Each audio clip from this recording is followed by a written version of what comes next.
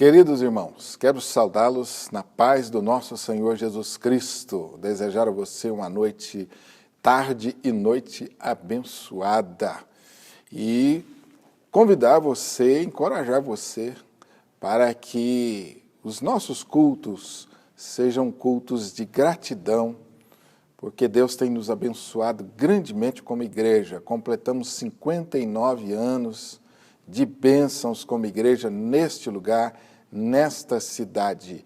E os nossos cultos, também a nossa escola dominical, faz menção a esse momento especial na vida da igreja. Que seja um tempo de gratidão para mim e para você, porque Deus tem sido tão bom para conosco e nos abençoado como igreja neste lugar. Abra sua Bíblia, por favor, em 2 Coríntios, segunda carta de Paulo aos Coríntios, capítulo 2, versículo 14 e 15. E nós vamos dar início a esse momento de culto, de gratidão a Deus, com a leitura desse texto. Segunda carta de Paulo aos Coríntios, capítulo 2, verso 14 e 15. A palavra de Deus diz assim: graças, porém, a Deus, que em Cristo sempre nos conduz em triunfo e por meio de nós manifesta em todo lugar a fragrância do seu conhecimento, porque nós somos para com Deus o bom perfume de Cristo, tanto nos que são salvos, tanto naqueles que se perdem. 2 Coríntios capítulo 2, verso 14 e 15. Graças, porém, a Deus, que em Cristo sempre, em todas as circunstâncias, nos conduz em vitória, nos conduz em triunfo. É nesse espírito de louvor, de adoração, de gratidão, de celebração, de júbilo, que eu quero convidar você para nós estarmos cultuando a Deus e oferecendo a Deus o melhor de nós mesmos. Vamos orar. Aonde você estiver, do jeito que você estiver aí, curve a sua fronte e vamos falar com Deus nesse instante. Senhor Deus e Pai, Deus de bondade, Deus de misericórdia, Senhor de nossas vidas, louvado, exaltado, engrandecido seja o teu santo nome. Ó Deus, nós te louvamos porquanto o Senhor tem sido tão fiel e tão bom para conosco. Te louvamos, ó Deus, pelo que tu és, pelo seu caráter imutável, porque o Senhor é o Deus que não muda ao léu das circunstâncias, é o Deus que permanece o mesmo Deus ontem, hoje e o será para sempre. Louvado seja o teu nome. Ó Deus, que esse tempo de culto seja agradável ao Senhor, que esse tempo de culto possa, ó Deus, servir ao propósito de edificar a igreja, de salvar vidas para a honra e para a glória do Senhor. Nós oramos e te bendizemos em nome de Jesus. Vamos louvar ao Senhor com algumas canções e neste final de semana, de modo especial, nós estamos aí sendo dirigidos nesses momentos de louvor pelo cantor, músico Paulo Rogério, a quem eu quero desde já agradecer pela participação em nossos cultos, atendeu o nosso convite com muito carinho, com muita atenção. Muito obrigado, Paulo Rogério. Deus continue te abençoando, meu irmão, e usando você poderosamente, como já tem feito aí durante o tempo da sua vida e continuará fazendo para a glória de Deus. Deus abençoe e vamos sermos conduzidos, então, nesse período de louvor pelo cantor e músico Paulo Rogério. Boa noite, sejam todos bem-vindos à segunda Igreja Presbiteriana de Uberlândia. Que alegria estar com vocês de forma online, mas para um momento tão especial de adoração. E o meu desejo é que esta noite seja uma noite vibrante, onde quer que você esteja, em qualquer parte do mundo, saiba que este momento é um momento dedicado ao Senhor, para que nós possamos adorá-lo com toda a força da nossa vida. Eu quero te convidar aí a afastar um pouco aí as cadeiras e celebrar, aplaudir ao Senhor, porque Ele é bom e a sua bondade dura para sempre. Amém?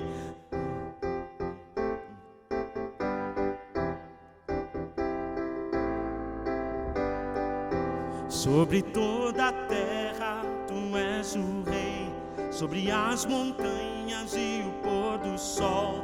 Uma coisa só meu desejo é: vem reinar de novo em mim, sobre toda a terra. Tu és o rei, sobre as montanhas e o pôr do sol. Uma coisa só meu desejo é: vem reinar de novo em mim, reinar em mim com teu poder, sobre a escuridão, sobre os sonhos meus. Tu és o Senhor de tudo que sou. Vem reinar em mim, Senhor. Vem reinar em mim, Senhor. Aleluia. Sobre o meu pensar, tudo que eu falar faz-me refletir a beleza que há em ti. Tu és para mim mais que tudo aqui. Vem reinar de novo em mim, sobre o meu pensar, tudo que eu falar faz-me refletir a beleza que há em ti. Tu és para mim mais que tudo aqui. Vem reinar de novo em mim, reinar em mim com teu poder, sobre a escuridão, sobre os sonhos meus. Tu és o Senhor de tudo que sou. Vem reinar em mim, Senhor, reinar em mim com teu poder, sobre a escuridão, sobre os sonhos meus. Tu és o Senhor de tudo que sou. Vem reinar em mim, Senhor, vem reinar em mim, Senhor. Vem reinar em mim, Senhor. Vem reinar em mim, Senhor. Vem reinar em mim, Senhor. Vem reinar em mim, Senhor. Vem reinar em mim, Senhor.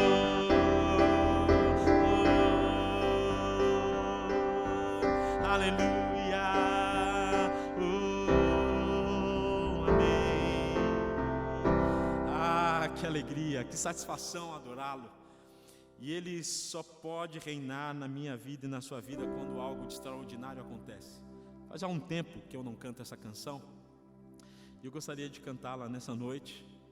Uma canção antiga, mas eu acredito que não tem como a palavra do Senhor nos diz, não tem como Deus colocar vinho novo em odres velhos. Não tem como Ele colocar algo novo num vaso velho. Ele precisa quebrar de novo. Escute essa canção, não sei se você lembra. Cante comigo, olha só. Eu quero ser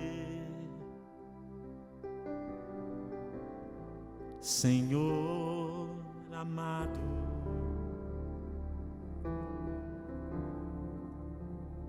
como um vaso nas mãos do oleiro.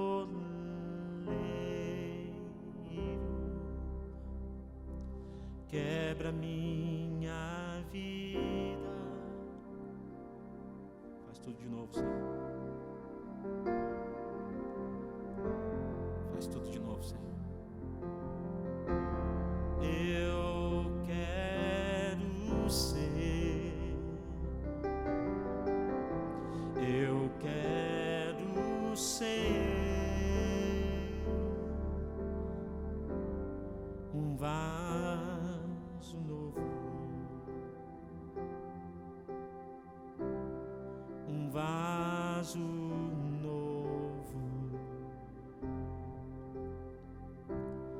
Eu quero ser Senhor amado,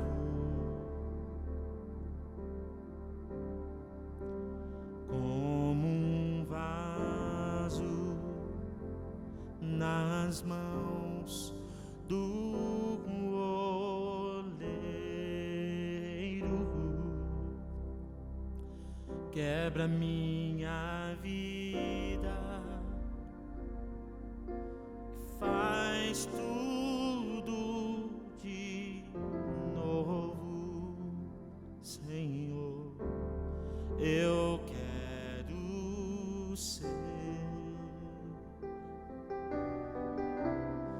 Eu quero ser um vaso novo,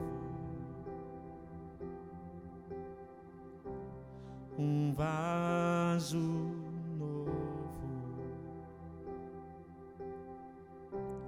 um vaso novo, novo, novo, um vaso novo. Agora, para ele fazer tudo novo, é somente uma obra do Espírito Santo. Às vezes, com a nossa força, a gente quer mudar o outro, a gente quer fazer tantas coisas, a gente quer impor uma série de coisas, mas somente o Espírito Santo pode fazer essa obra de quebrantamento do meu e do seu coração. Por isso, cante comigo. Santo Espírito, és bem-vindo aqui. Vem inundar, encher este lugar. É o desejo do meu coração, sermos inundados por tua glória, Senhor.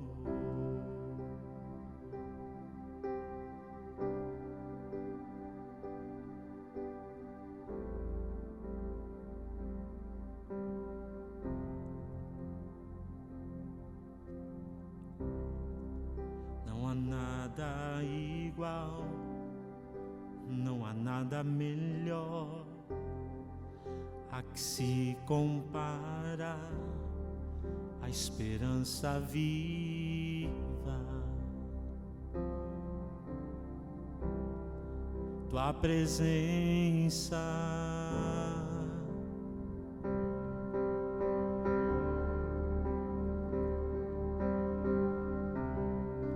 eu provei e vi o mais doce amor que liberta o meu ser e a vergonha desfaz. Tua presença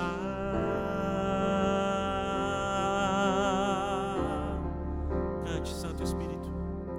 Santo Espírito, és bem-vindo aqui. Vem inundar, encher este lugar. É o desejo do meu coração, sermos inundados por tua glória, Senhor. Santo Espírito, és bem-vindo aqui. Vem inundar, encher este lugar.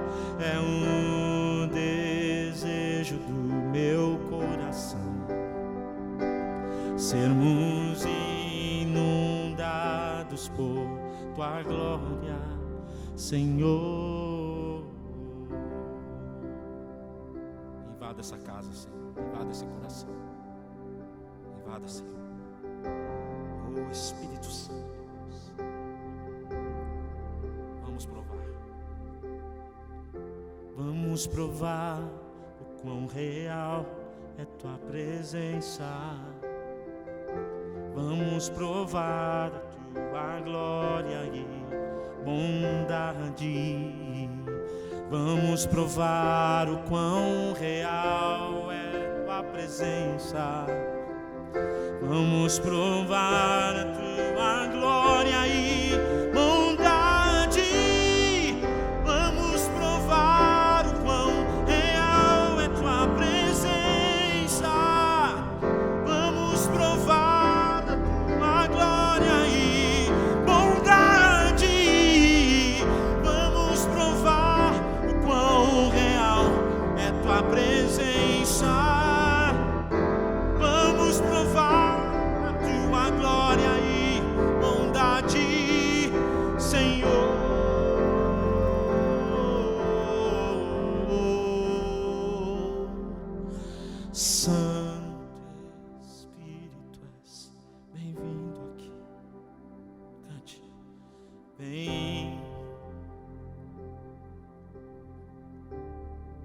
desejo,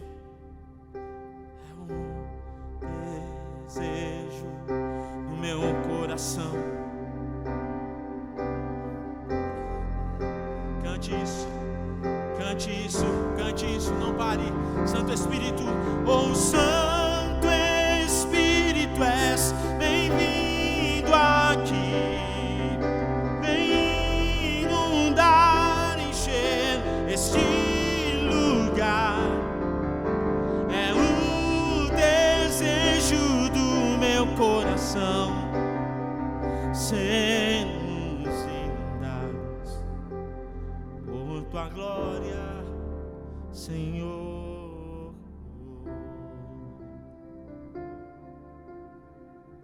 Coloca a mão no seu coração nessa noite. Nós vamos orar. Doce presença do Espírito Santo. Essa presença, ela está aí, bem perto de você, no seu coração.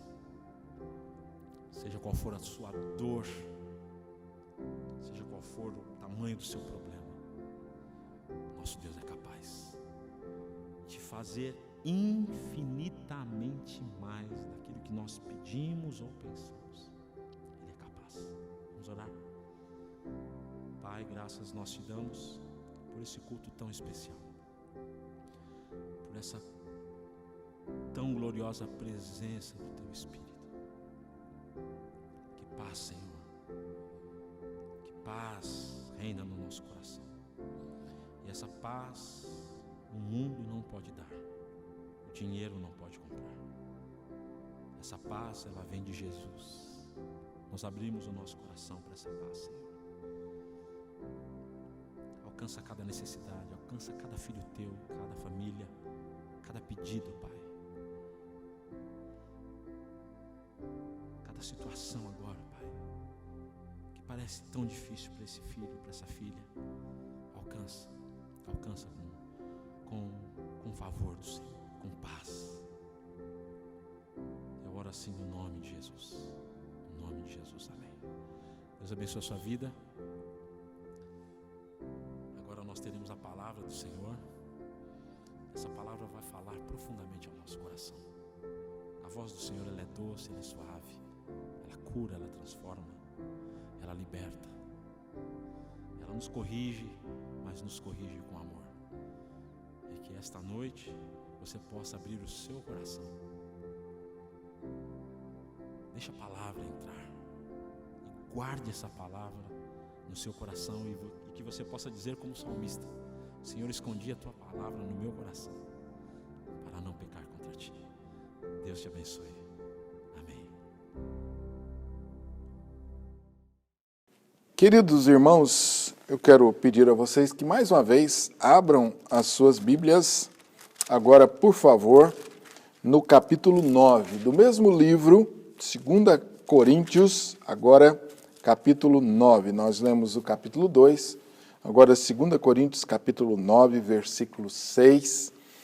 E nós vamos agora também ter um momento importante no nosso culto, que é um momento de consagração, é um momento de exercício da nossa fé, colocando mais uma vez nas mãos de Deus a nossa vida material, colocando nas mãos de Deus as nossas necessidades, sejam elas físicas, sejam elas espirituais, na certeza de que Deus sempre supre cada uma das nossas necessidades.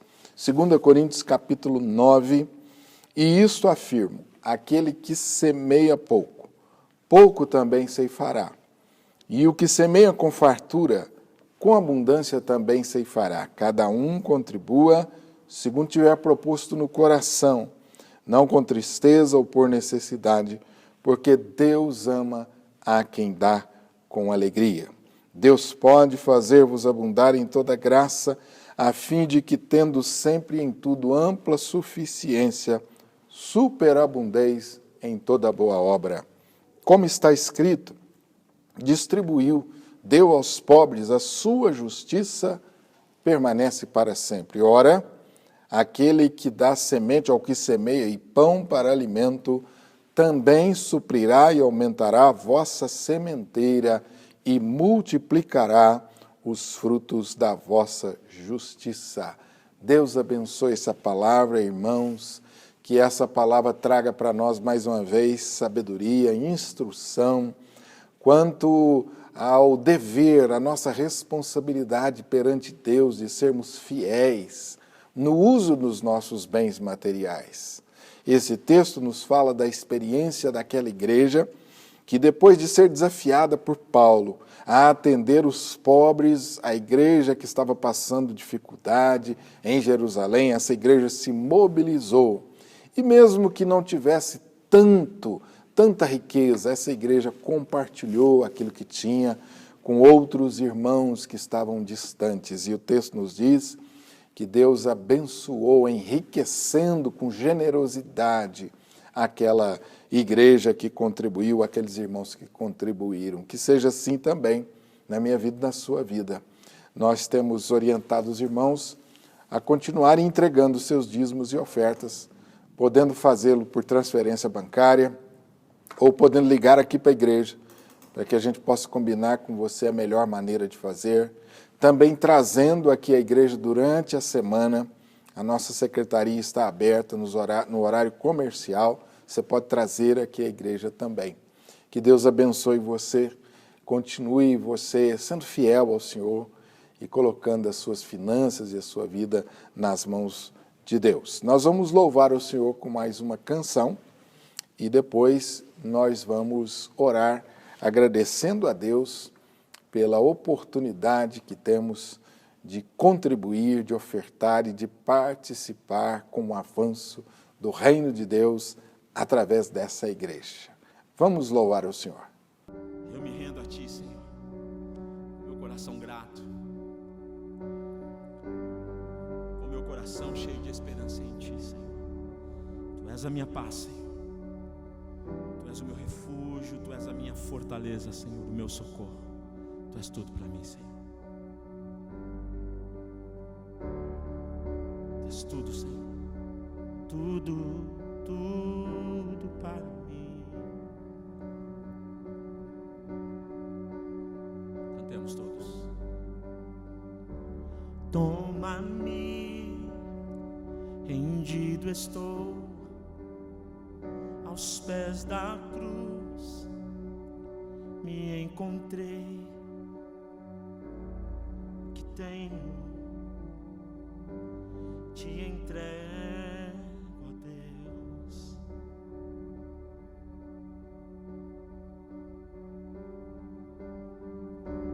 Vem limpar as minhas mãos, purificar meu coração, que eu ande em tudo que Tu tens pra mim.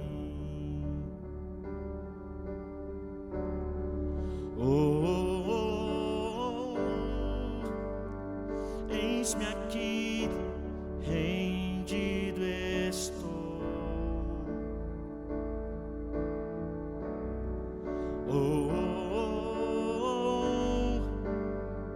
Eu sou Teu e Tu és meu.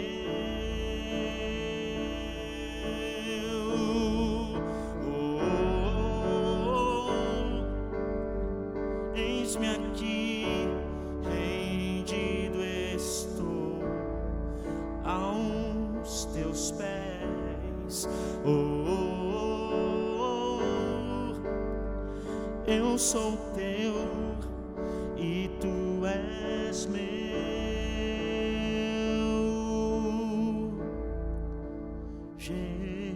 Jesus, Jesus, Jesus, Jesus.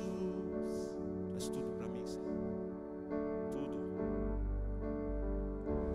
Meus momentos e os dias meus, meu respirar e o meu viver, que sejam todos para Ti, ó Deus.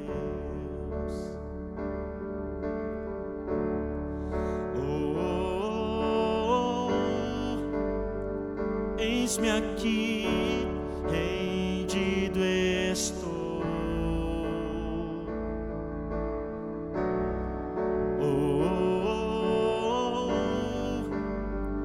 Eu sou teu e tu és meu.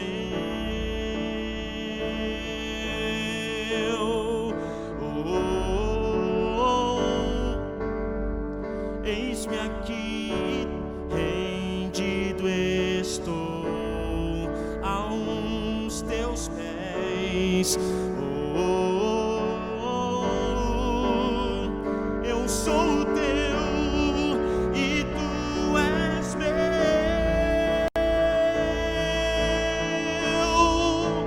Minha vida dou a ti, Senhor, rendido a ti estou, e para sempre cantarei. Faz em mim o teu querer, Senhor. Minha vida dou a ti, Senhor, rendido a ti estou, e para sempre cantarei. Faz em mim o teu querer.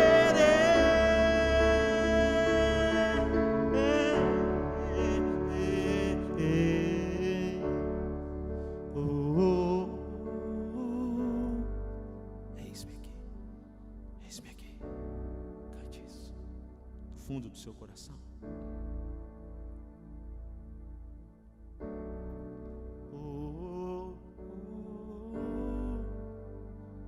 Eu sou teu, tu és meu, tu és meu. Eis-me aqui, Senhor.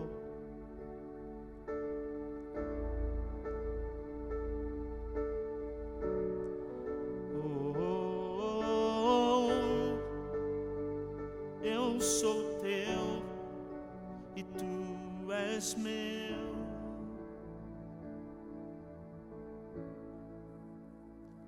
Jesus. Vamos curvar as nossas frontes e orar mais uma vez. E como eu já disse, eu quero desafiar você a colocar mais uma vez sua vida financeira nas mãos do Senhor. Esse é um tempo que nós vivemos, irmãos, de desafio também nessa área. Entre os muitos desafios que essa pandemia, que assola toda a humanidade, tem trazido para nós, um dos desafios maiores, com certeza, é o desafio da vida financeira. Muitos tiveram a sua vida financeira abalada, muitos tiveram seus negócios interrompidos, até infelizmente tiveram que fechar os seus negócios. Muitos estão tendo dificuldade e nós queremos orar por isso, para que Deus dê a você firmeza nessa hora, confiança na provisão de Deus, certeza de que jamais Deus vai desamparar você.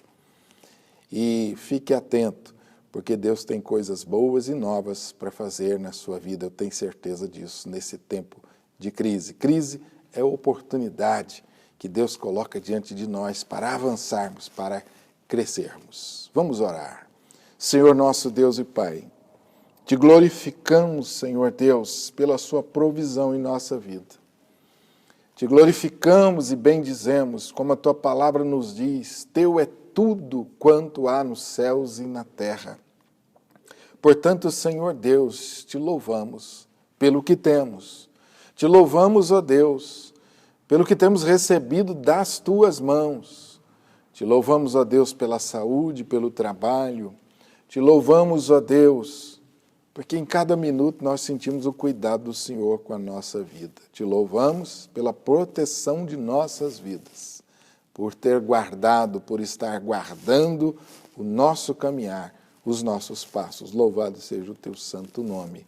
Obrigado, Senhor Deus, pelo privilégio de contribuirmos com os nossos dízimos e ofertas para o avanço da Tua obra e do Teu reino nesse lugar, através dessa igreja. Multiplica esses recursos, Senhor Deus, e que haja fartura na Tua casa, para que com generosidade possamos também acudir àqueles que estão em dificuldade. Louvamos o Senhor, te bendizemos em nome de Jesus. Amém e amém. Querido irmão, nosso programa de aniversário continua. Hoje nós temos o privilégio de ouvir agora, no culto das 17 horas e no culto das 19, o pastor Renato Duarte, que é pastor na Igreja Presbiteriana do Setor Sul, em Anápolis, Goiás. Muito obrigado, pastor Renato, por atender o nosso convite tão prontamente, tão gentilmente. Hoje pela manhã recebemos a ministração através do pastor Renato e agora novamente à noite ele vai falar aos nossos corações. Louvado seja Deus por isso, que Deus continue abençoando o pastor Renato aí na condução da sua igreja ali em Anápolis, no Setor Sul. Levando também, pastor Renato, um abraço àquela igreja e a nossa gratidão a eles por compartilhar conosco, né, esse tempo seu como pastor para ministração na nossa igreja. Quero agradecer também, mais uma vez, o trabalho e o empenho do ministro de louvor, Paulo Rogério, que nos edificou com as suas canções neste final de semana. Vamos, então, ouvir agora a palavra de Deus com o pastor Renato. Olá, meu nome é Renato Duarte. Estivemos juntos hoje pela manhã e tenho tido o privilégio de pregar no aniversário de 59 anos da Segunda Igreja Presbiteriana de Uberlândia. Para mim é um grande prazer. Estou aqui na Igreja Presbiteriana do Setor Sul, igreja que tenho o privilégio de pastorear aqui na cidade de Anápolis, Goiás. E desejo que esse encontro seja uma bênção para a sua vida. Que essa reflexão de 59 anos da existência da Segunda Igreja Presbiteriana de Uberlândia sirva de forte estímulo para que você continue a viver como sal e luz nessa cidade, sal e luz em sua família, cresça na fé, amadureça cada vez mais a imagem de Jesus para a glória de Deus. E eu quero convidar você a abrir comigo a palavra do Senhor no Evangelho segundo Marcos, capítulo 5, versos 1 em diante. Hoje pela manhã nós refletimos nos últimos versos de Marcos capítulo 4. Se você, por alguma razão, não pôde participar, eu creio que a exposição será editada, estará no canal do YouTube ou no site da igreja. Creio que vale a pena você ouvir a exposição em Marcos capítulo 4, verso 35 em diante. E agora refletiremos em Marcos capítulo 5, verso 1 em diante. Eu utilizo a versão Nova Almeida atualizada e convido você a refletir comigo. Jesus e os discípulos chegaram à outra margem do mar, a terra dos Gerazenos.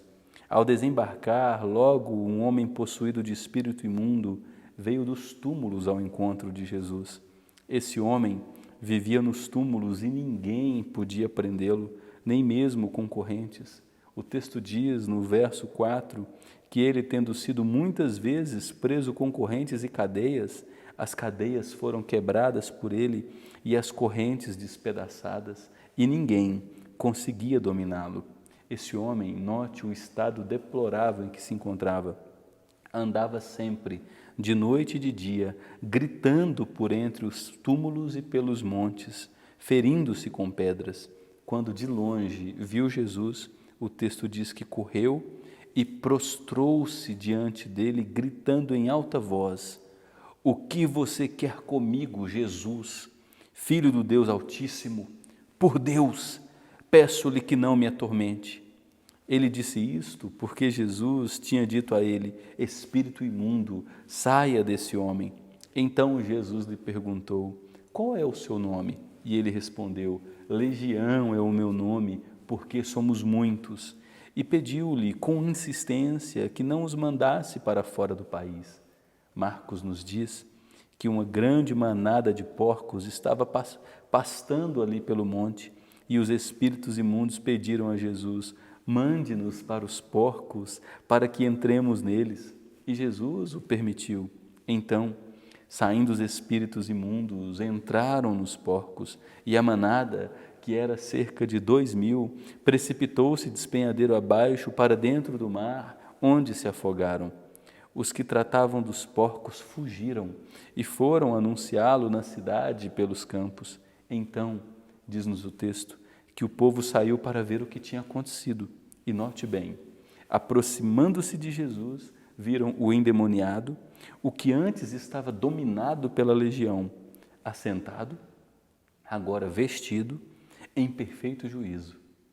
E a população daquela pequena cidade temeu. O verso 16 nos diz que os que haviam presenciado os fatos contaram-lhes o que tinha acontecido ao endemoniado e também falaram a respeito dos porcos e começaram a pedir com insistência que Jesus se retirasse da terra deles. Quando Jesus estava entrando no barco, aquele que antes estava possuído pelos demônios pediu com insistência que Jesus o deixasse ficar com ele. Jesus, porém, não o permitiu, ao contrário, ordenou-lhe: vá para sua casa, vá para os seus parentes e conte-lhes tudo o que o Senhor fez por você e como teve compaixão de sua vida.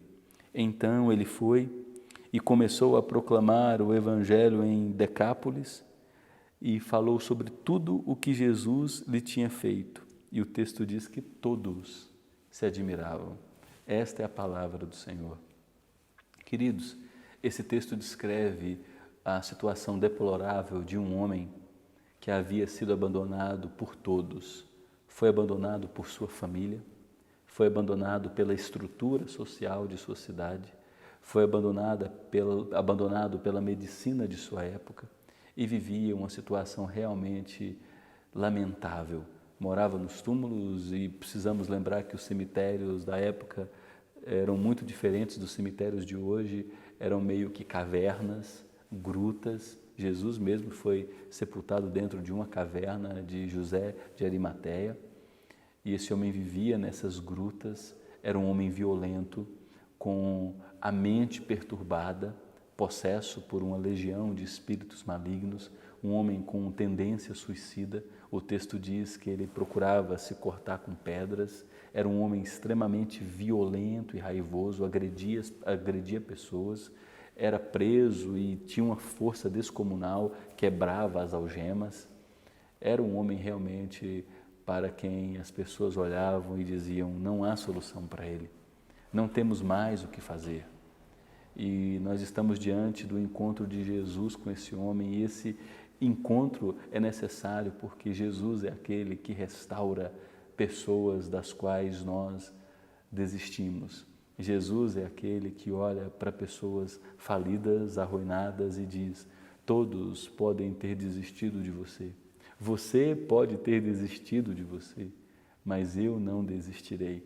O meu poder pode te alcançar, minha graça pode te transformar. E é isso que esse texto revela. E como é importante refletirmos sobre esse texto numa realidade de famílias e relacionamentos convulsionados, relacionamentos fragmentados, relacionamentos adoecidos e feridos. Não são poucos os maridos que, cansados da indiferença de suas esposas, da frieza, da fala rude, já planejam a ruptura, o fim dessa celebração, desse casamento, dessa família. Não são poucas as mulheres que não suportam mais o distanciamento de seus maridos, estão cansadas das traições, das mentiras, do engano e sonham com o fim desse relacionamento e por viverem dias de paz e de alívio. Nós também encontramos muitos pais cansados de seus filhos, das constantes promessas quebradas e entregaram seus filhos. Pagam contas, colocam a comida sobre a mesa, vestem seus filhos, mas desistiram de lutar por seus filhos, desistiram de orientar seus filhos, desistiram de sonhar por seus filhos. E também nós encontramos filhos que trancam-se em quartos e imaginam o dia da libertação, quando poderão sair de suas casas, viverem suas vidas, alcançarem sua independência e não precisarem mais prestar contas a ninguém.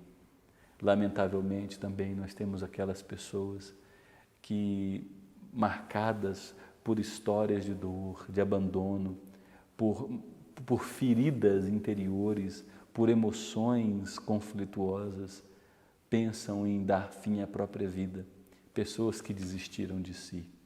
Como é importante nós olharmos para esse texto de Marcos 5, porque nós vemos um homem de quem todos haviam desistido, exceto Jesus Cristo.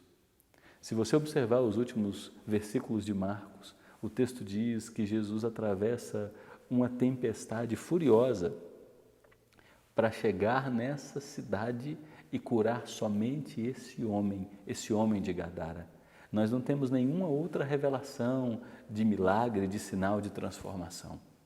Na verdade, alguns teólogos já disseram que, inclusive, aquela tempestade no final de Marcos capítulo 4 pode ter sido uma engenhosidade maligna para impedir Jesus de chegar em Gadara. Não sabemos ao certo.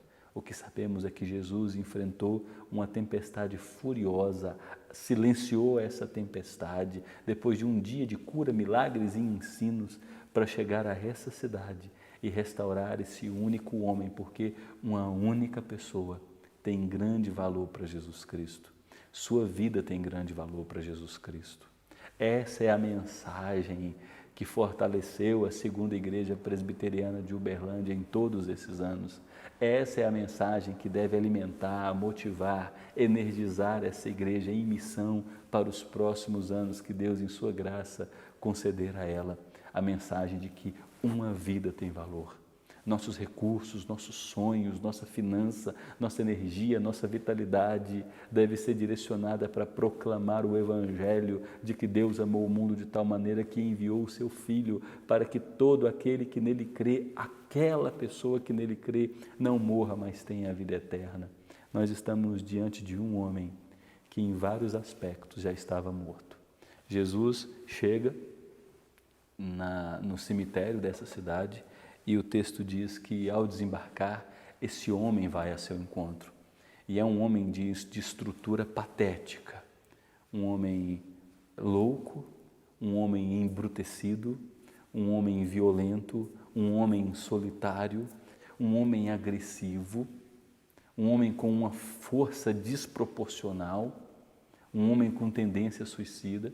E quando Jesus chega até aquele cemitério, esse homem vem até o encontro de Jesus para fazer com ele o que fazia com todas as outras pessoas, agredi-lo.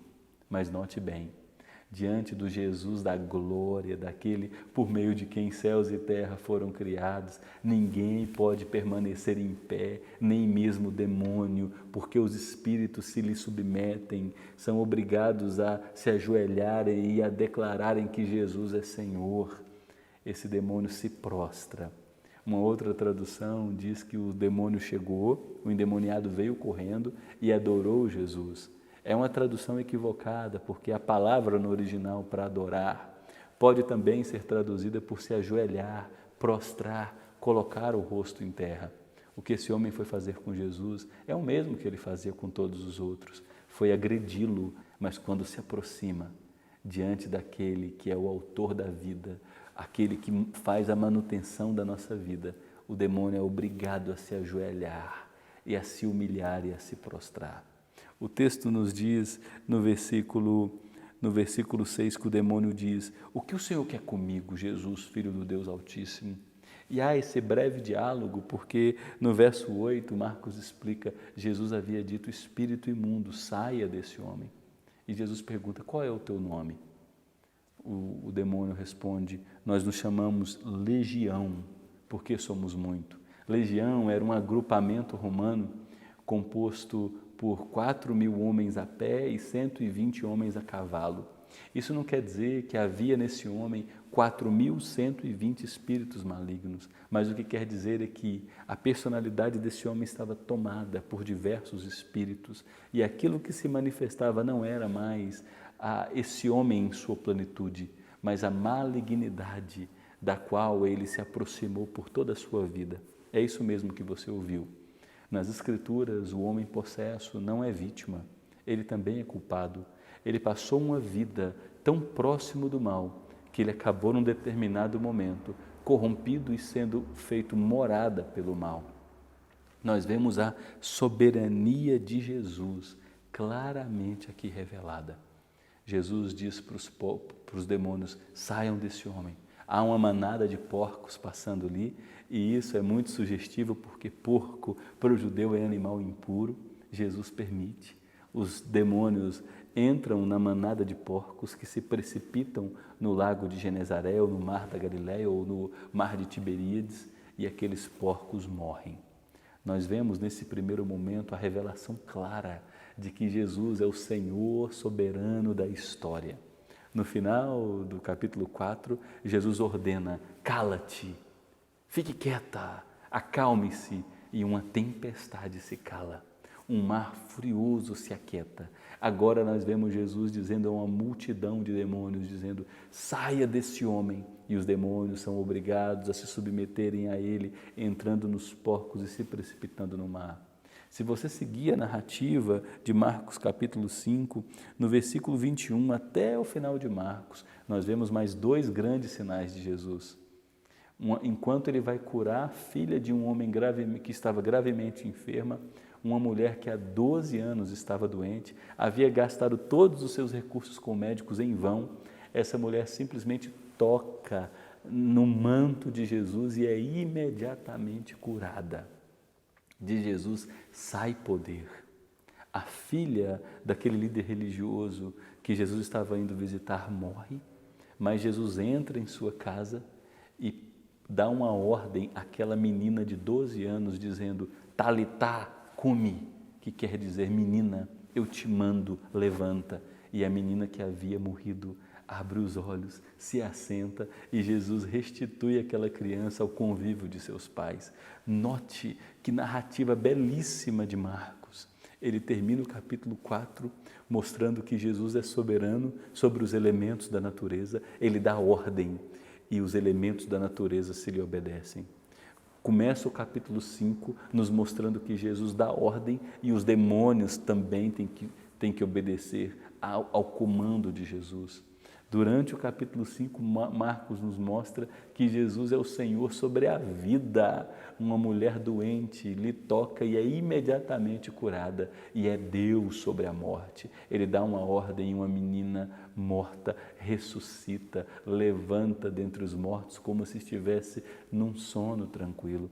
Jesus é o Senhor do universo, Ele é o Rei Todo-Poderoso, Ele é aquele que governa céus e terra, que nos tem em suas mãos, que controla todas as coisas pela palavra de seu poder. E que verdade gloriosa, que verdade consoladora a de saber que estamos em suas mãos, que nossa vida não é um emaranhado de causa e efeito, nós não estamos lançados ao acaso, Deus nos tem em suas mãos, em seus decretos eternos, nossa história foi escrita e ao escrever nossa história, ela foi marcada pela providência amorosa de Deus, pela renovação diária de sua misericórdia, pela garantia de seu cuidado, pela renovação de seu amor, por uma aliança de salvação em Cristo Jesus, direcionada a mim e a você. O mundo não é marcado por um conflito cósmico entre as forças do bem e as forças do mal, como se as forças do mal lutassem em pé de igualdade com as forças do bem. Não, Jesus é soberano, as forças do mal são obrigadas a se ajoelharem diante dele e ele continua atuando para restaurar vidas, salvar histórias, libertar pessoas. Você que está me ouvindo, você que está acompanhando esse culto, é o testemunho vivo do Evangelho que alcança, do Evangelho que transforma, do perdão dos pecados, da fé dada por Deus e posta em nosso coração, quando Deus concede olhos espirituais para que enxerguemos a obra de Jesus, a revelação de seu amor. Você é uma testemunha viva da presença do Espírito, que nos conduz em triunfo quando somos fracos, que nos ajuda em nossas fraquezas. O Espírito Santo nos consola no sofrimento, nos conduz quando cansamos, nos testifica com o nosso espírito que nós somos filhos de Deus, amados para todo sempre. Que verdades maravilhosas que devem continuar sendo proclamadas. Essa verdade fez com que você chegasse até aqui, com que a Segunda Igreja Presbiteriana de Uberlândia, bem como todas as outras igrejas verdadeiramente bíblicas do mundo, permanecessem até hoje, crescessem e desempenhassem um belo papel onde foram plantadas por Deus. Continue a sonhar com pessoas, continue a agradecer por sua vida ter sido alcançada por Deus através da pregação do Evangelho, transformada por Jesus Cristo, porque ai de mim e ai de você, se Jesus Cristo não tivesse inclinado seus olhos, seus afetos, sua atenção a nós. Mas o texto não para por aí. O texto de Marcos, capítulo 5, depois de, num primeiro momento, nos mostrar claramente o poder de Jesus, sua soberania sobre os espíritos malignos, também nos revela a sua misericórdia. E a sua misericórdia contrasta muito da nossa misericórdia. A bondade de Jesus é muito diferente das nossas ações de bondade. Note o que nos diz o versículo 14 em diante. O texto revela que os donos daqueles porcos, que sofreram um prejuízo muito grande, correram para a cidade, foram avisar o que tinha acontecido para a cidade, e muita gente daquela pequena cidade veio até onde estava Jesus. E quando eles chegam, eles estão diante de uma cena que os deixa deslumbrados e ao mesmo tempo temerosos. Eles veem aquele homem de quem todos haviam desistido, homem para quem todos haviam apontado o dedo, haviam olhado e dito, olha, não tem solução para esse. Talvez aquele homem houvesse entrado em casas, maltratado pessoas, feito mal aos negócios de outras pessoas, prejudicado sua própria família.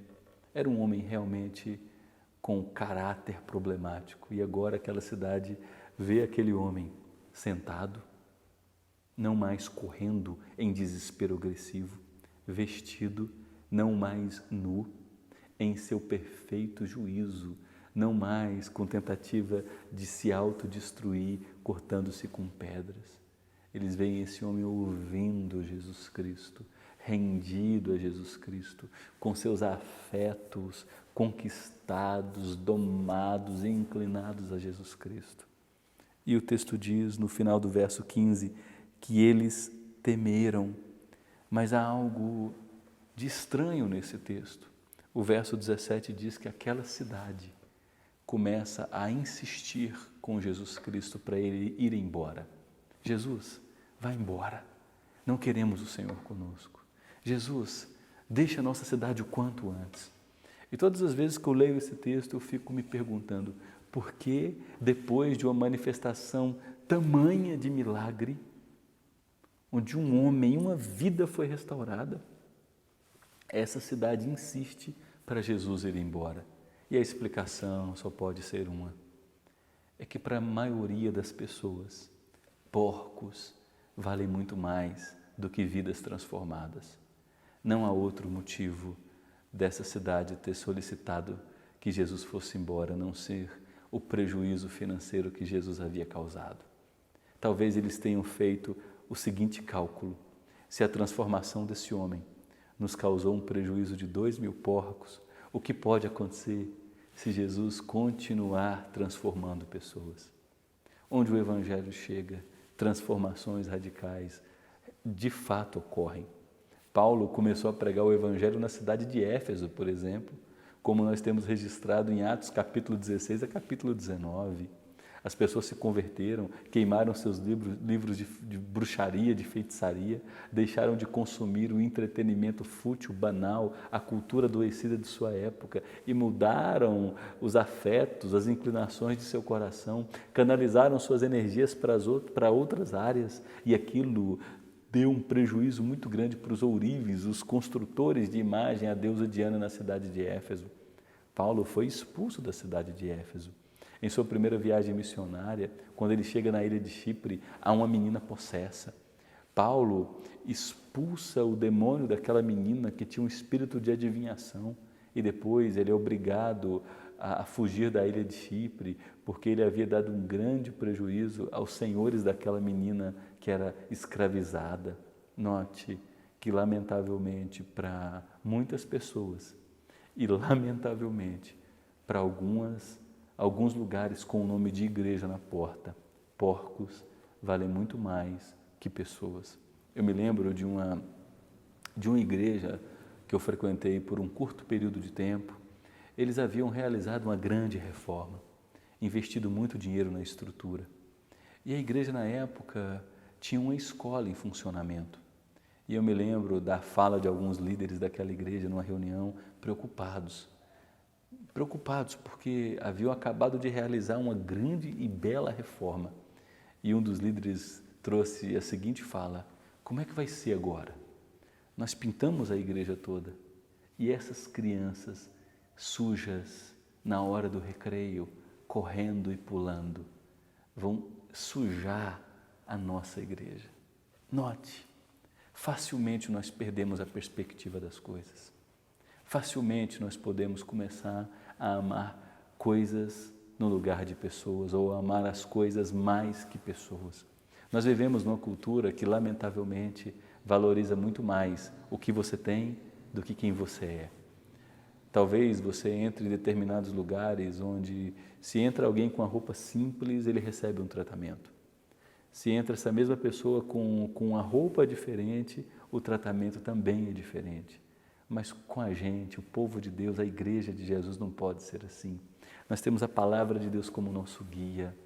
A minha vida, a sua vida, a igreja existe para proclamar o Evangelho, para sonhar com pessoas, para investir recursos na transformação de uma pessoa, crendo que ela é objeto especial do amor de Deus, o Deus que na eternidade se pactuou com o seu Filho e com o Espírito Santo. Com seu Filho, para que o Filho derramasse o sangue, a libertasse, a perdoasse, e com o Espírito Santo, para que viesse convencê-la do pecado, da justiça e do juízo, e por meio da pregação do Evangelho, lhe concedesse olhos no coração para crer para a salvação, habitar nela e testificar que ela foi feita filha de Deus.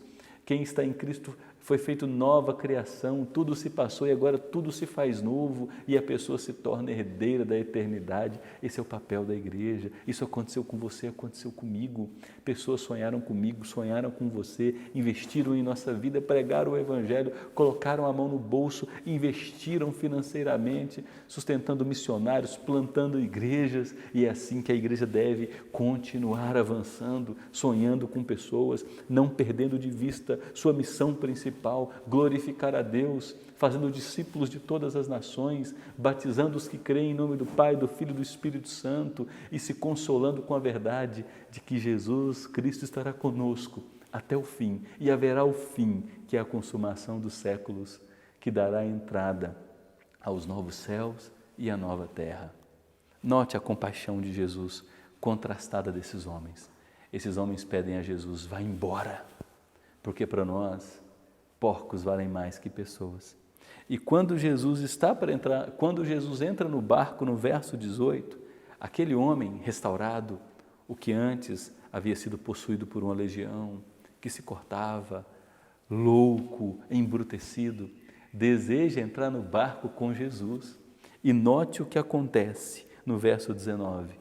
Jesus, porém, não permitiu que esse homem entrasse no barco com ele. Ao contrário, deu a seguinte ordem: você vai voltar para a sua casa, você vai voltar para os seus parentes e você vai contar aos seus parentes tudo que o Senhor fez por você e como teve compaixão de sua vida.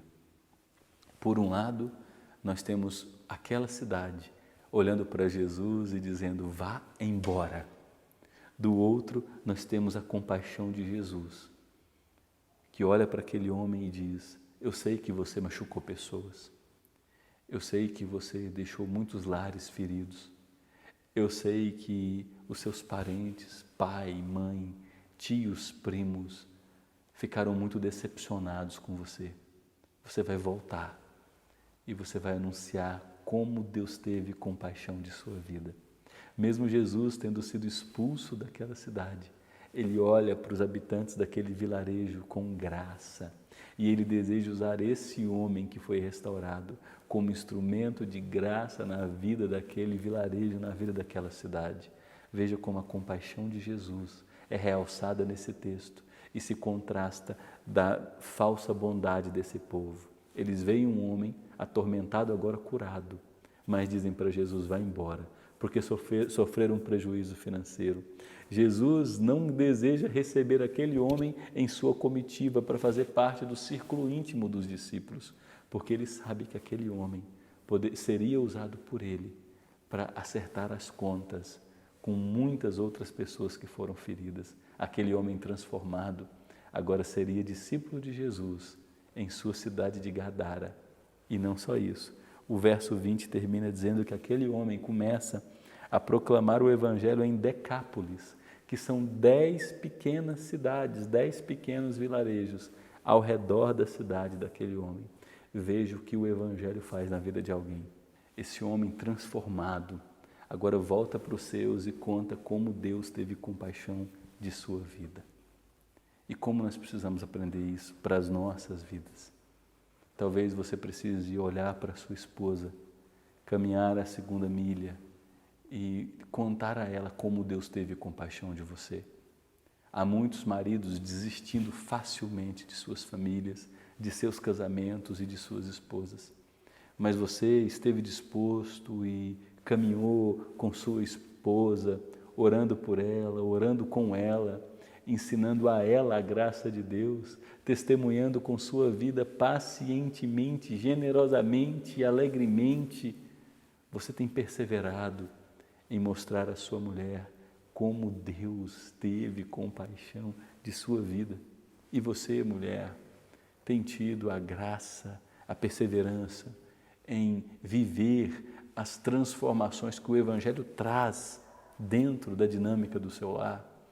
Você tem contado ao seu marido, esse homem às vezes rude, impaciente, às vezes distante, você tem contado a ele o quanto Deus teve compaixão de você. Você tem exalado esse bom perfume de Cristo. Você tem manifestado os frutos da justiça. O que são os frutos da justiça? Essa pessoa ruidosa, raivosa, irada, agora foi feita mansa pelo poder do Espírito Santo.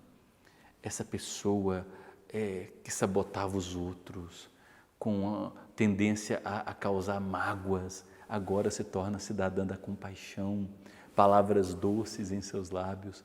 Você tem vivido essa experiência de transformação que o Espírito Santo nos concede na relação com seu marido, esposa.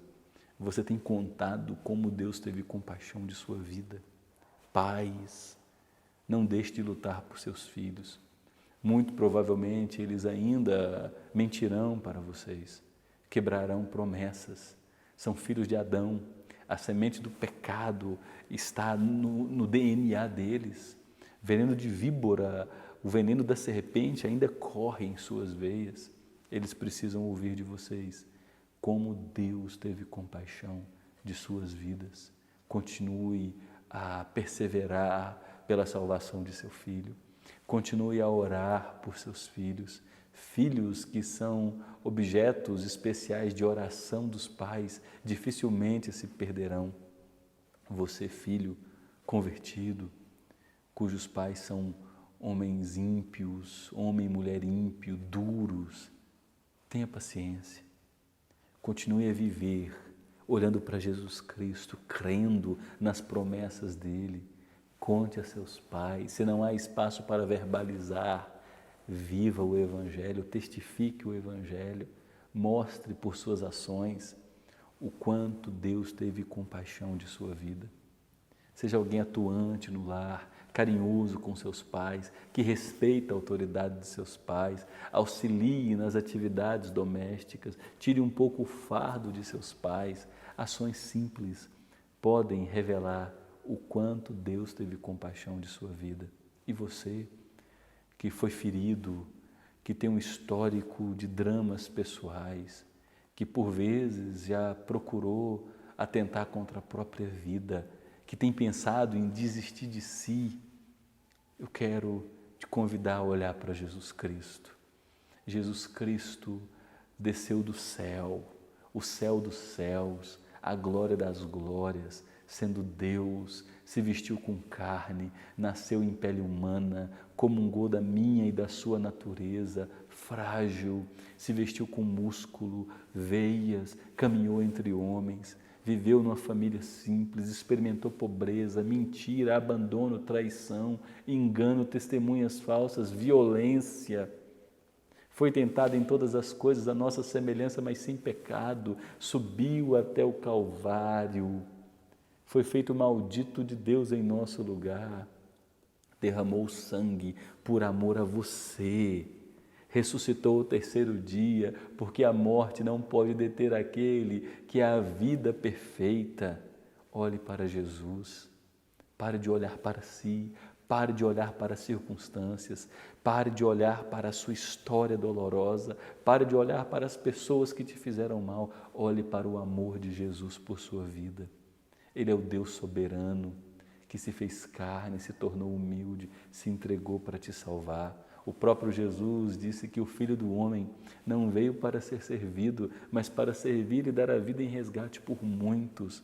Jesus Cristo tem poder, Ele é o Senhor soberano da história, aquele que dá ordem e os elementos da natureza como uma tempestade, ondas e mar se aquietam. Ele dá ordem e os espíritos malignos se lhe submetem. Ele dá ordem e uma mulher enferma é imediatamente curada por seu poder.